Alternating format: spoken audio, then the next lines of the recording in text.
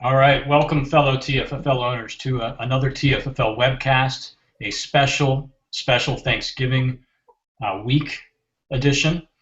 We almost weren't going to do it this week, but you can thank Hank's in-laws for giving him a reason to have to sneak away for we'll talk for a good couple hours here, I think. Not too loud, Stick. Yeah. No, we're good. We'd be as loud as necessary. My in-laws are happy to be here, and happy Thanksgiving, everyone. All right, so it's actually Tuesday, November 24th, doing this a day early. Looking ahead to some critical Week 12 TFFL action. I'm Stick, managing editor of TFFL Media, leader of the Aliens, joined as always by our commissioner, chief, skipper of the Sponge. Joined as always. Hank, the czar and CEO of the K-Wheels. Happy to be here. And still our two-time defending champs, Berto from Jack's Giant Killers. Welcome. Hey, Stick. Tonight's beer selection is one of the finest you can get. Samuel Smith's Oatmeal Stout. Wonderful beer. No argument here. All right, so we got lots to talk about, of course. Quickly looking back at Week 11, we had three big upsets. Aliens, Hams, Mongols, all making an even bigger mess of the playoff picture. We had two teams, we were just talking about this, two teams with 25 or fewer points, including the Beavers with an abysmal 12. And we're setting up now for a wild dash to the finish. 2 weeks to go. Lots to talk about here tonight. But first, as always, our TFFL trivia question. Berto, you got your archives put away? Norway. All right. Again, very relevant question. I've been studying now. Okay.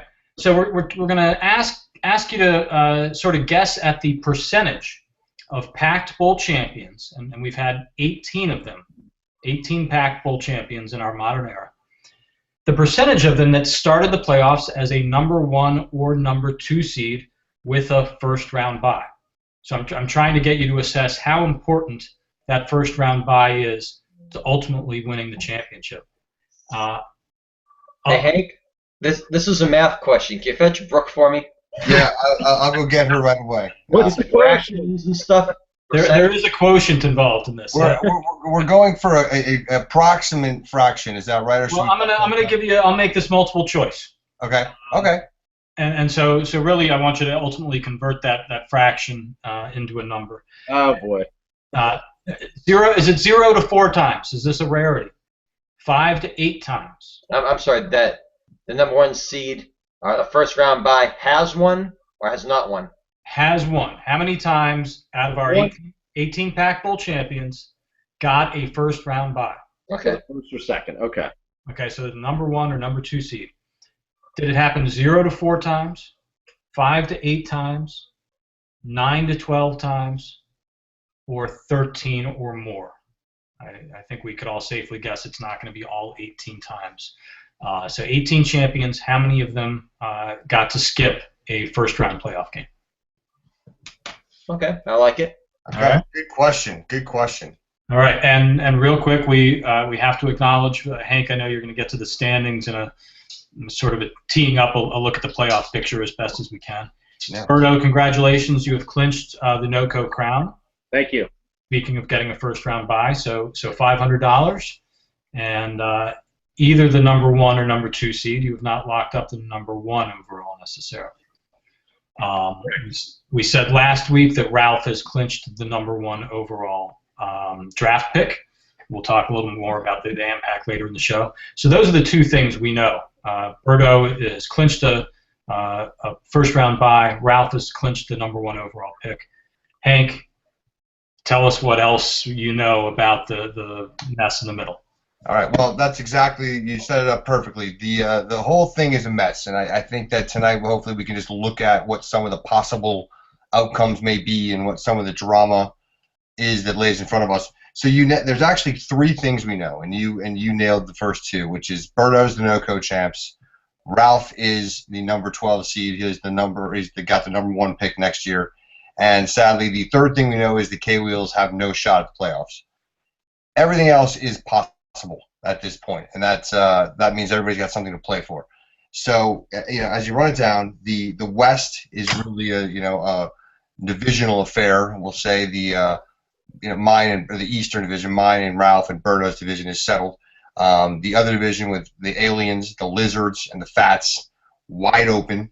You've got the Lizards leading it. The Aliens a game back. The Fats are 2 back right now, but they have a shot. They can still catch it and win the division crown. They've got to win, though. The Fats are the team that's next to be out if they don't win out from here.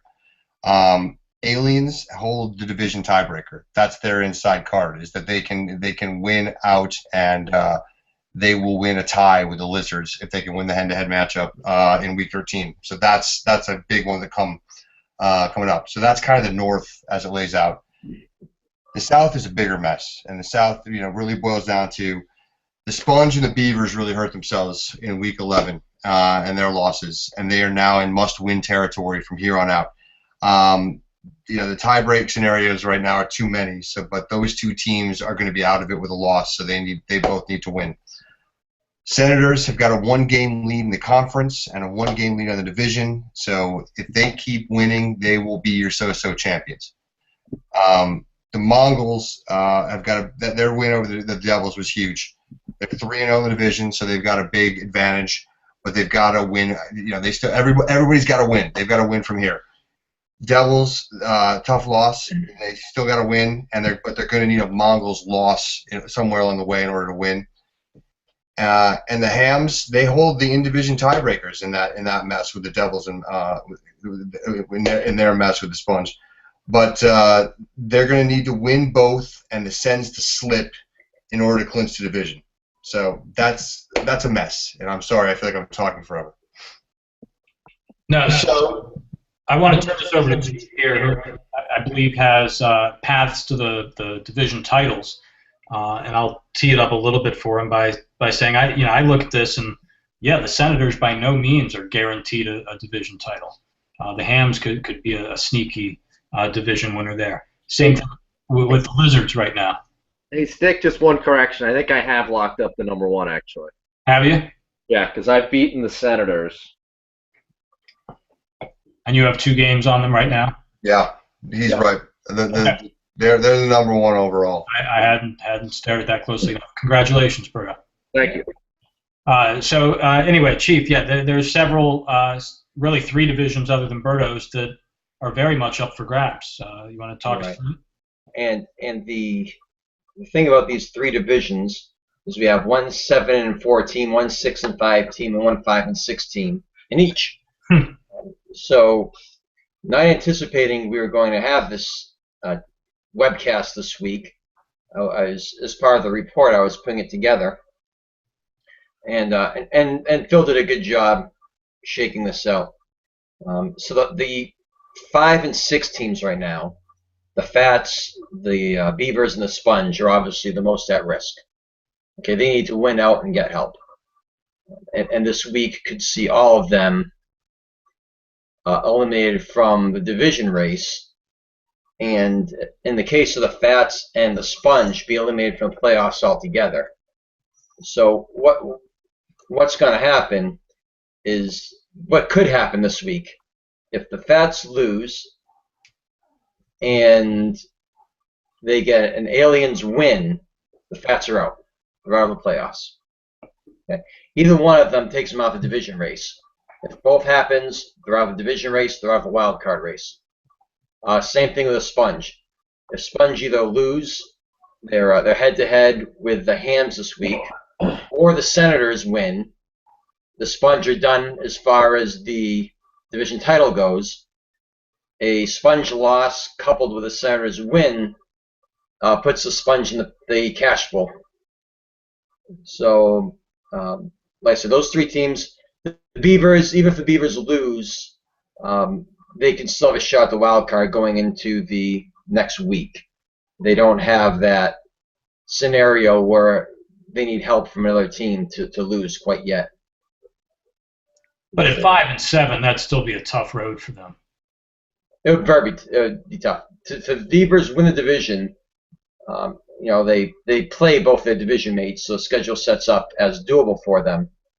So they will need to win both of those, and they need Hank to knock off the Mongols in Week 13, which that's not a huge, it's not a big list. They got to win their 2 games against the division mates, and have Hank chip in, so it's doable. Like I said, you don't like to be in the position where you need other teams, to help you out. God forbid anyone need the Impact to win a game this week, or in Week 13. So we made this bet. It's time to lie in it. So, I couldn't get that 90-yard LaShawn McCoy touchdown I needed yesterday. All right, so Would you like me to go through how to win a division for each team? Yeah, please. We have time. Okay. I just read verbatim what I have. Try to do it slowly since you don't have it to read along with me. Okay, NOCO West. The Lizards win the division if they beat the Aliens in Week 13. Pretty simple. Doesn't matter what they do in Week 12, really. Correct. The Aliens will win a division if they win out. Pretty simple. Don't need any help, just win your games. Okay. The Fats will win the division if they win out, and if the Aliens lose to the Senators in Week 12, but beat the Lizards in Week 13. So the Fats actually need a little more help than usual. And that assumes that the Aliens scored less than 38 points last night, which I believe happened. Correct? Correct. Yeah, okay. I forget who you had play. Oh, Watkins. Yeah, so Watkins didn't go off at 38, so. Blount didn't. Yeah, Watkins. That would have eliminated the Fats entirely. So that pretty much takes care of the West. So. Yep. Moving to SoCo East, the Mongols win the division if they win the remaining 2, or win 1 of 2, while the Devils lose at least 1, or they can win 0 and see the Devils lose 2 and the Beavers lose 1. So there's a few different paths there. For their part, the Devils have to win more games than the Mongols do over the next 2 weeks, as long as the Beavers lose 1. Okay. And we went through the Beavers scenario a little while ago. SoCo West, Senators win the Southern Conference if they go 2-0. They will win at least the division with 1 win combined with 1 loss from the Hams.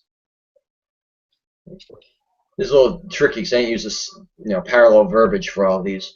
The Hams win the division if the total of Hams wins and Senators losses equals at least 3. So 2 wins and a Sens loss, 2 Hams wins and a Sens loss, or 1 Hams win and 2 Sens losses gives the division to the Hams.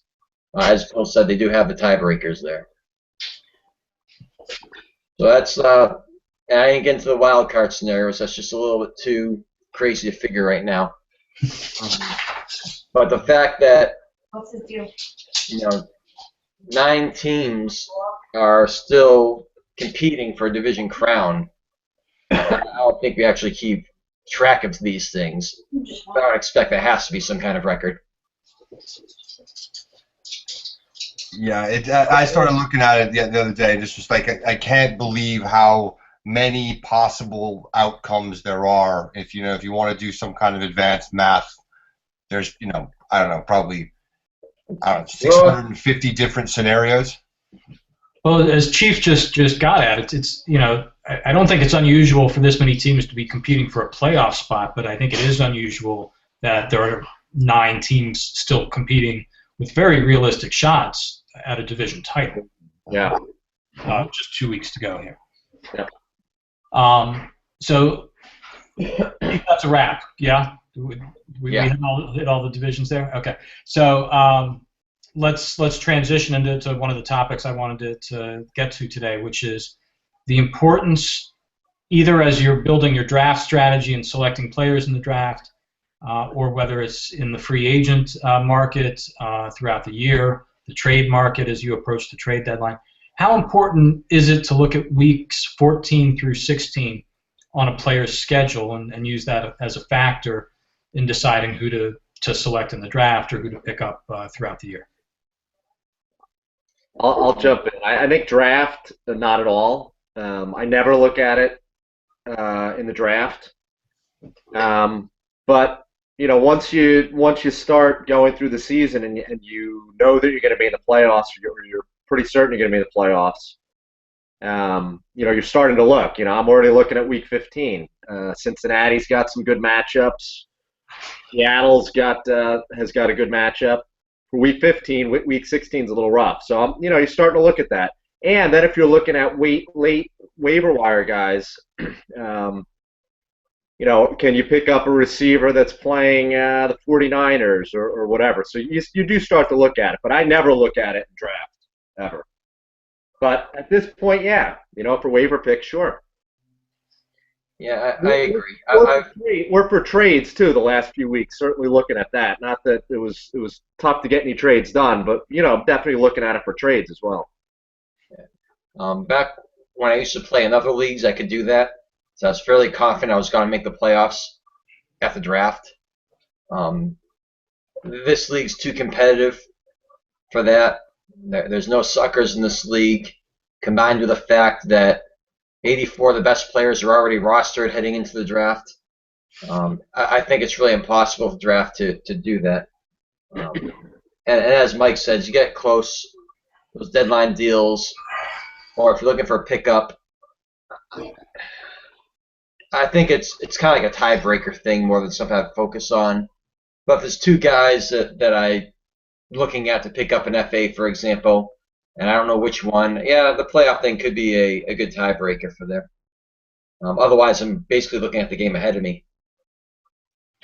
I'll agree with both the sentiments of Berto and Chief, but I'll just add that I have no idea what it's like to be planning for a playoff run.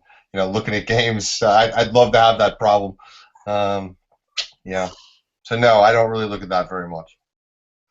I'll confess, I think I must do it way less than Chief and Berto. But I'll use the old line that we're just focused on winning the week ahead of us right now. I'm not worried about weeks 14 to 16 until I can actually qualify for the playoffs one of these years. All right, so the other big topic I think we need to get to is the big trade of the week. As we approached the trade deadline, Chris Johnson, running back Chris Johnson, goes from the AmPack to the Steel City Mongols. Price tag is 2 first-round picks, which is an enormous price tag, I think. Yes, the Mongols get a second-round pick back.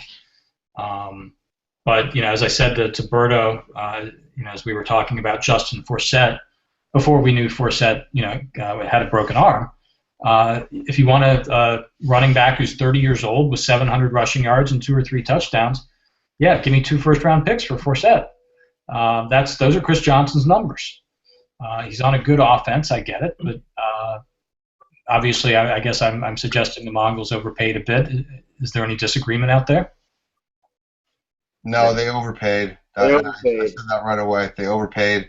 But if you want to get a player that hopefully is a spark, probably right about now you're going to overpay, and there's very few players who are available. I mean, I really wasn't in on Johnson because I don't think he improves my team at all. But essentially to me, it's 1 first-round draft pick. I mean, the Mongols make the trade; they're going to win the division. So we're looking at a 5-spot drop in the draft order with that second number 1 pick. So it was a 5-spot drop in the draft order, plus the number 1 pick in 2017. Yeah, I would say it's a slight overpayment. So I don't think Johnson's not that he's not that good, but there's a lot of weapons in that offense. They don't seem to focus on their run game. They don't seem to focus on Chris Johnson. But as far as the price paid, yeah, I would say it's overpaid rather than underpaid, but not by a lot. I think it's overpaid. I think it's overpaid by quite a bit. But on the other hand, I love the moxie of the Mongols. So they're going for it, and that's great to see. And Badass sent me a nice email that he was channeling me about throwing first-round picks around. I didn't have the heart to tell him. He's going to see this that I wouldn't have made that trade, but good for them. So they're going for it. So it's great, but I think it is way too high. I threw a couple things out there for Chris Johnson, but it was nowhere near that. But yeah, I don't know. It's tough. It's tough for a guy who's 30 years old, and Ellington breathing down his throat, and yeah, it's tough. But if it helps him win a comp or win the division and progress in the playoffs, then kudos to them. But it was high. We say this every time when there's a big trade. You have to overpay if you want to go get somebody. You're not just going to go get a talented player by giving up. No, but I think that the challenge is you pay a lot for a guy that's going to help you this year, who's in his prime or before his prime, who a 26-year-old running back or whatever. It's tough to do that for a 30-year-old running back. Well, here's the bigger issue I have with. I mean, first off, again, you have to overpay if you want to get something done. So let's not fault the Mongols too much.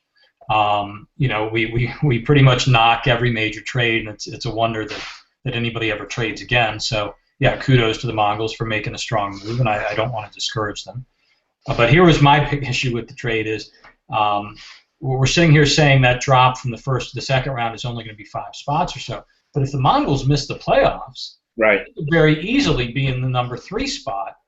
Sure, and this is a team that has not made the playoffs for we talked about 7-8 straight years.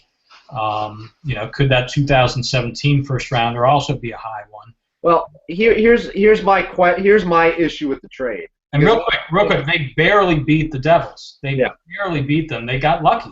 So here's my issue with the trade in a nutshell.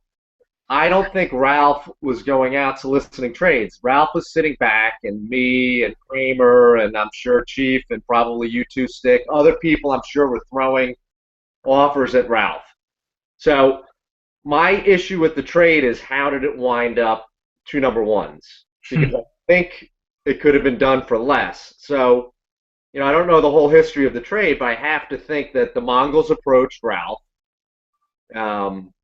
And Ralph shot for the moon, and I think he got pretty close to it. And I think, maybe if the Mongols negotiated it a little bit differently, they could have paid less.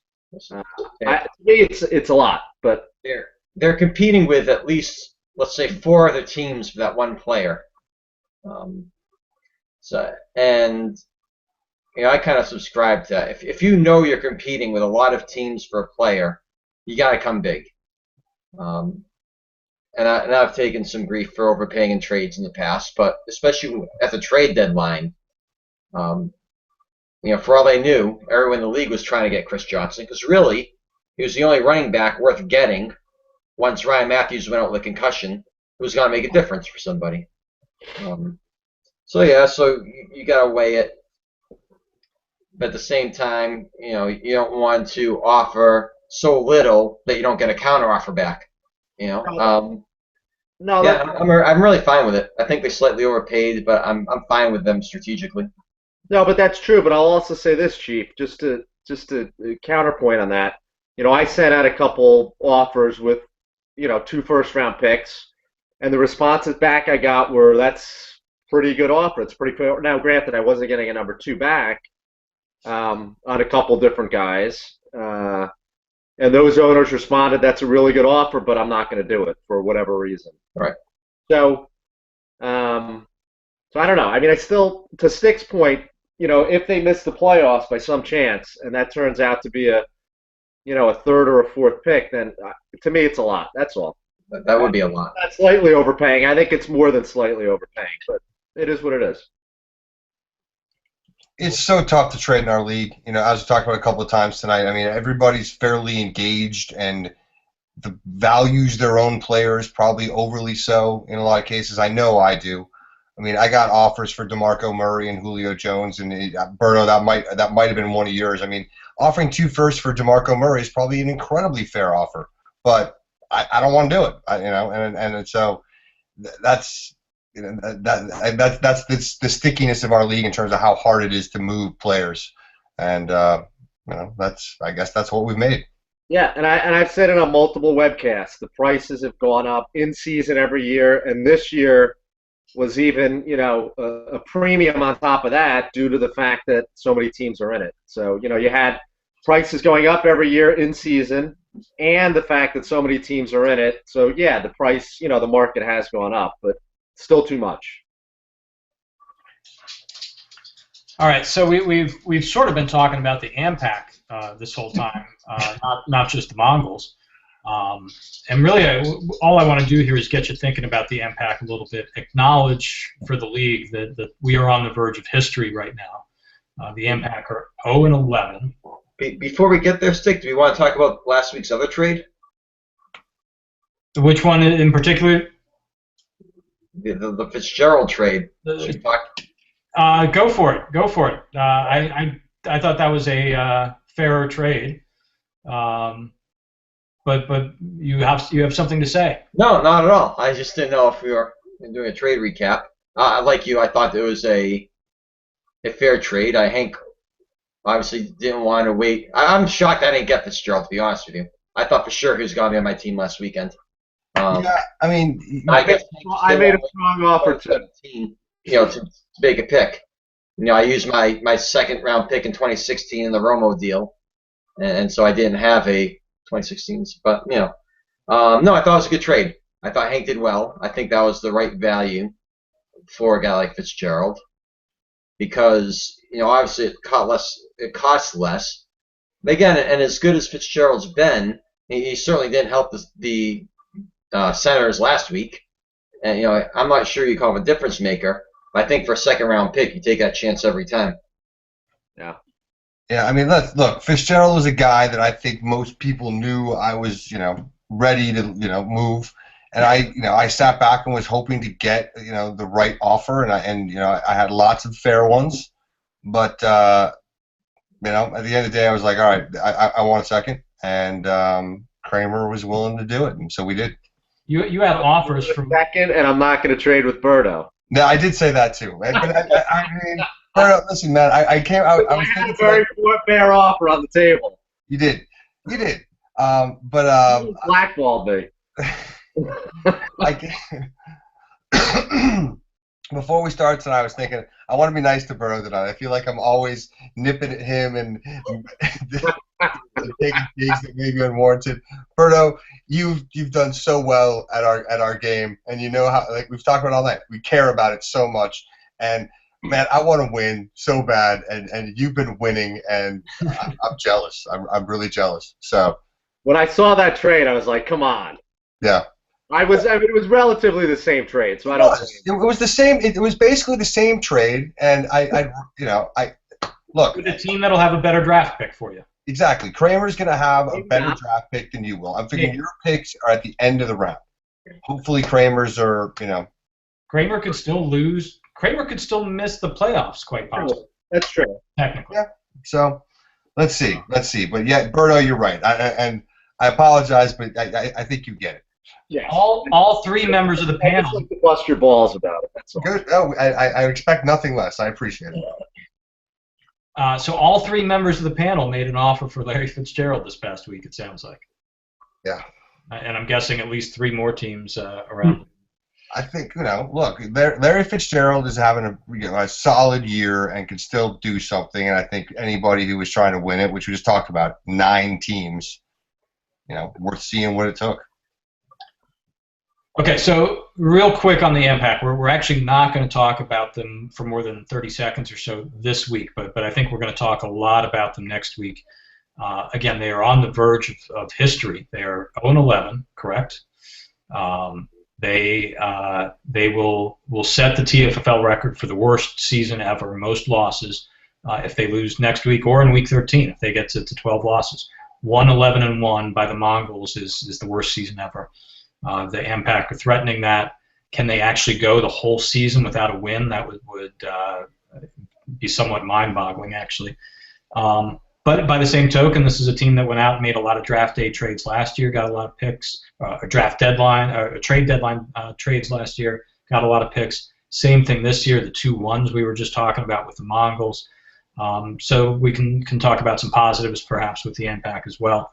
But let's see how they do in week 12, and then we might have a record-setting team really to be talking about next week. One last point from me, and then we'll start to wrap up here. This is totally random, but I just wanted to get it out there. We talked a lot about Sammy Watkins last year early on in the webcast. It was a popular topic on the webcast, and I really don't want to talk too much about Watkins, who's not living up to expectations.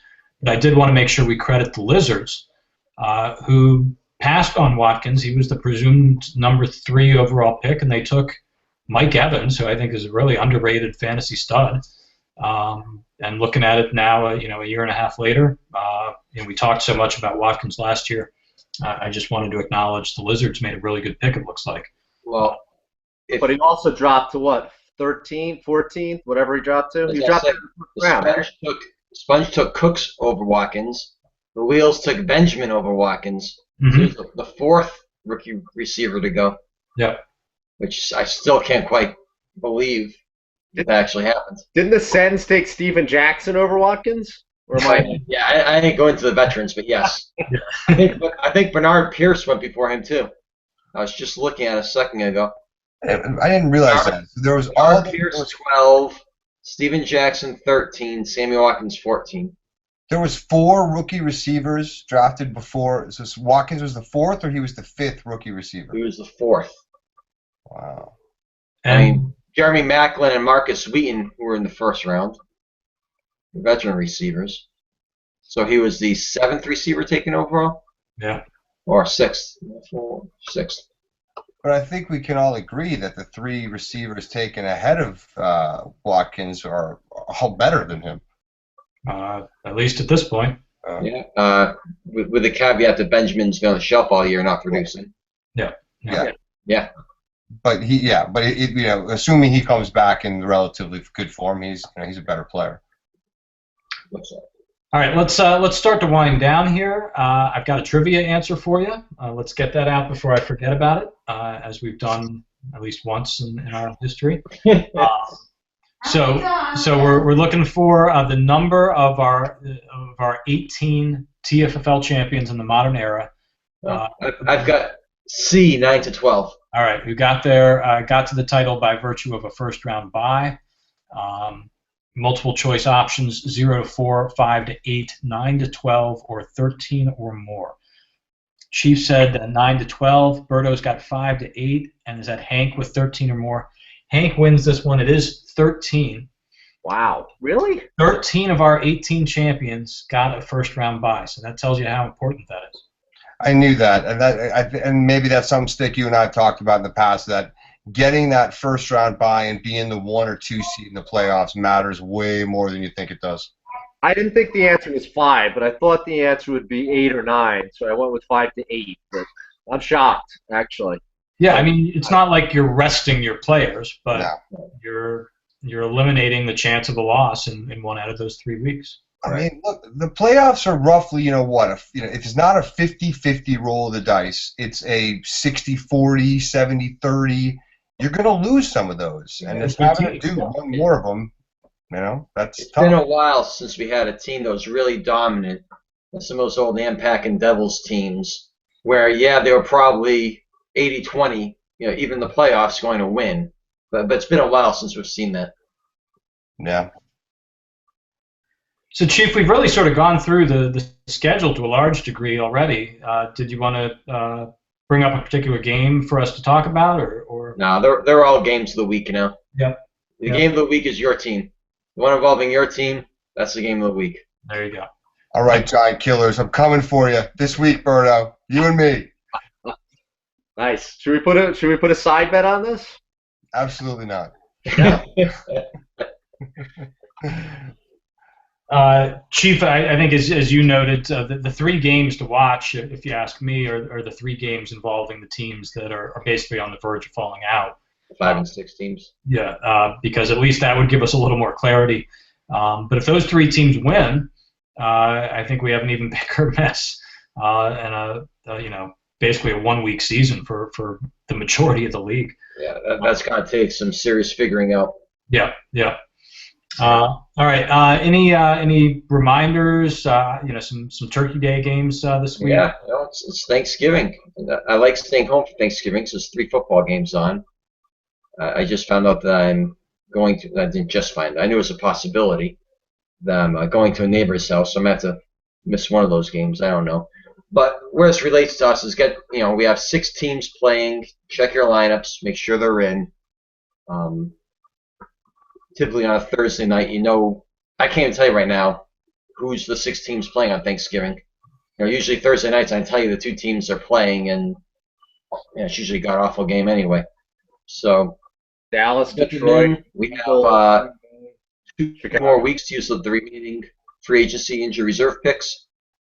The pool of available players is looking kind of shallow, but it's out there. Maybe you can find the one guy. I know it was the Bears and Packers, I think, are playing.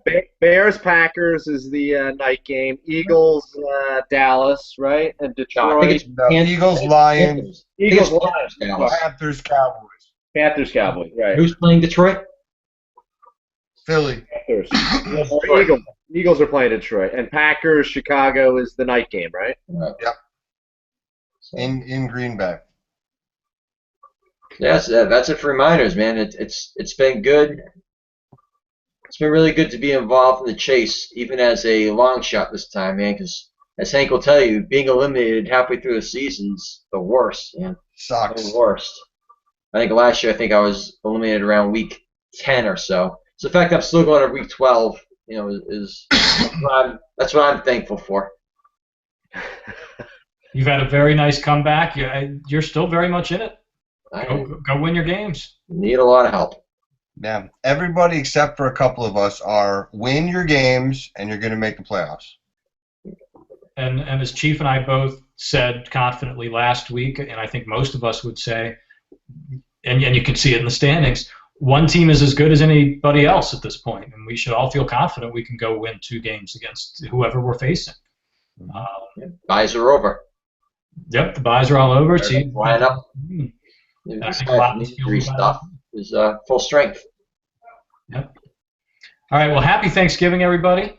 Enjoy the holiday. Enjoy the time off. Good luck to your teams. Big week ahead, and we'll be back on our normal day, I guess, Wednesday next week, talking about the final week of the regular season. But in the meantime, happy Thanksgiving, TFFL. Thankful for a great league, and we'll see you guys soon. Take care. Yes, thankful for the TFFL.